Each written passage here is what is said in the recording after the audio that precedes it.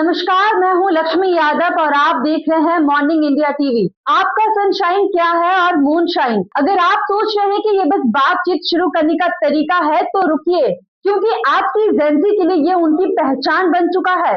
Social media bio से लेकर jewellery तक अब सितारे सिर्फ आसमान में नहीं बल्कि स्टाइल में चमक रहे हैं।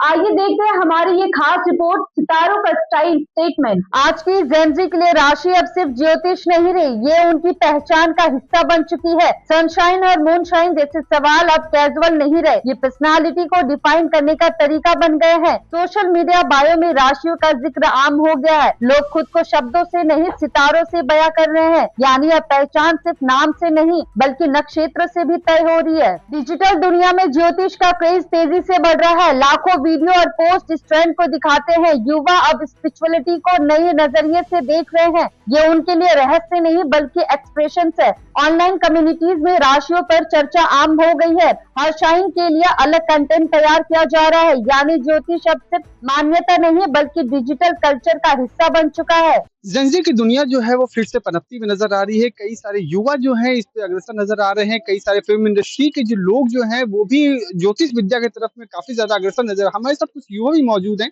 उनसे जानने की कोशिश करते हैं आखिरकार ये जेंजी का जो दुनिया है वो आगे किस तरीके से बढ़ने वाला है। सर, जेंजी जो है वो लगातार पहले ये लुप्त हो गया था, लेकिन अभी जिस तरीके से प्रकरण पूरा चल रहा है, आप देख रहे हो कि मीडिया इंडस्ट्री भी जो है वो ज्योतिष विद्या की तरफ में जा रहे हैं। कई सारे युवा भी जो है वो ज्योतिष विद्या की तरफ में जा रहे हैं। किस तरीके से आप देखते हैं? Sir, one of the most reason जो मुझे इसका लगता है, वो अभी जो हमारे स्पिरिचुअल गुरु हैं प्रेमानंद महाराज जी, उनको सुन के लोग, क्योंकि वो सच में एक स्पिरिचुअलिटी को लेके बहुत आगे चले हैं। तो उनको देख के कहीं न कहीं जो हमारा यूथ है वो उनसे इंस्पायर हुआ है, क्योंकि वो हमको जितनी भी नेगेटिविटी हमारे आस-पास है, जितने भी हमारे ट्रॉमास हैं, हमारी प्रॉब्लम्स हैं, उन सब से रिलेटेड हमको बहुत एक सॉल्यूशन बताते हैं कि राधा नाम लो। और कहीं न कहीं उससे लोगों को इम्पैक्ट हो रहा है, पॉज़िटिवली इम्पैक्ट हो रहा है, तो इसलिए मुझे लगता है कि लोगों का उन पे बहुत प्रभाव है। और मुझे यही एक रीज़न लगता है कि प्रेमानंद महाराज जी आज हमारी सोसाइटी को बहुत कहीं न कहीं हद तक सर, जो नेगेटिविटी में हमारी सोसाइटी है, हमारा यूथ जो जा रहा था, जिसमें अल्कोहल हो गया, सिगरेट या जितना भी नशे में जा रहा था, कहीं न कहीं महाराज जी ने उससे उनको उठाने का काम करा है। तो मेरे को इसका रीज़न लगता है कि प्रेमानंद महाराज जी बहुत बड़ा रीज़न लगता है मुझे इसका, कि जो हमारा यूथ है, नॉट ओनली यूथ, जितने भी हमारे और एज ग्रुप के मेंबर्स हैं, वो स्पिरिचुअलिटी की तरफ जा रहे हैं, क्योंकि उनको कहीं न कहीं मन की एक शांति मिल रही है। क्योंकि आज के टाइम में हम सब टेंशन में रहते हैं, सबको कुछ ना कुछ अपने लाइफ के प्रॉब्लम है और सब चाहते हैं उनका कोई सॉल्यूशन मिले। तो जो हमें बताते हैं वो कि राधा नाम लो, भजन करो, कीर्तन करो, कहीं न कहीं ये चीज़ अच्छी भी है। आध्यात्मिक हमको कहीं न कहीं अंदर से बहुत ही शांत बनाता है। जितनी भी हमारी पर्सनल लाइफ की ट्रॉमास है, जितनी प्रॉब्लम्स है, उनको कहीं न कहीं वो डील करता है। क्योंकि मैं भी इस चीज़ से बहुत रिलेट करता हूँ, उनको मैं सुनता हूँ और काफ़ी मेरी प्रॉब्लम्स जो उनको सुनने के बाद मैं कहीं न कहीं हील होता हूँ। तो मेरे को उसका रीज़न यही लगता है। आप भी युवा हैं, आपने प्रेमानंद के बारे में बताया, जिस तरीके से वो सभी लोगों को इंस्पायर कर रहे हैं, आपको भी इंस्पायर कर रहे हैं, आपके फैमिली वाले को भी इंस्पायर कर रहे हैं। अभी तक में इस तरीके जब से आपने देखना स्टार्ट किए हैं, आपकी ज़िंदगी में किस तरीके का बदलाव आया है और आने वाले वक़्त में तमाम युवा जो है इसको किस तरीके से देखें? सर, आज के टाइम में इतना बदलाव मेरे ज़रूर में आया कि उनके कहने से जो हमने दिन के 10 मिनट, 15 मिनट जो राधा नाम चैंट करना स्टार्ट किया है, कहीं न कहीं हम मेंटली एक तो बहुत स्ट्रॉन्ग हुए हैं।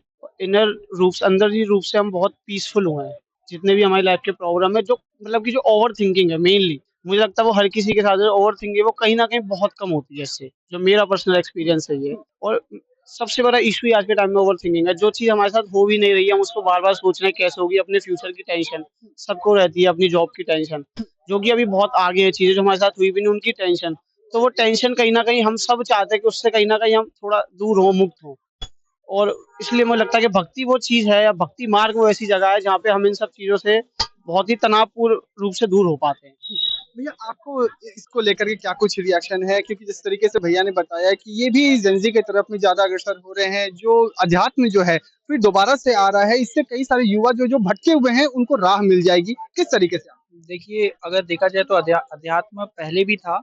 अब ये हुआ है कि सोशल मीडिया क्योंकि इवॉल्व हुआ है तो उसके कारण से सबको समझने बेटर मिला है और देखने बेटर मिला है कि जैसा भाई बता रहा था कि प्रेमानंद जी मैं ज़्यादा एस्ट्रोलॉजी में मतलब घुसा नहीं हूँ, बट भाई कंटिन्यू कर रहा है तो उसको ज़्यादा आइडिया है। बट हाँ, प्रेमानंद जी को मैंने भी सुना है और उस तरीके से वो एक एनवायरनमेंट क्रिएट किए हैं जिसमें आप आप ये जान सकते हैं कि क्या सही है और क्या गलत, और आप क्या चूज़ करेंगे लाइफ में जिसके कारण आप आप आपको आपको कैसी कॉन्सिक्वेंसेस चाहिए बाद में, और मतलब अकॉर्डिंगली लाइफ आपको कैसे चलाना है, वो आपको सोचना है। तो इस तरीके से एक एनवायरनमेंट, बेटर एनवायरनमेंट मिला है, जिस तरीके से जहाँ तक मुझे समझ में आता है बेटर। तो देखा कि किस तरीके से तमाम युवाओं में इस जेनजी को लेकर के लगातार जो है वो कहीं ना कहीं काफी ज्यादा अग्रसर भी है। और भी एक बार लोगों से मैं बात करने की कोशिश करता हूँ कि किस तरीके से है ये तमाम चीजें।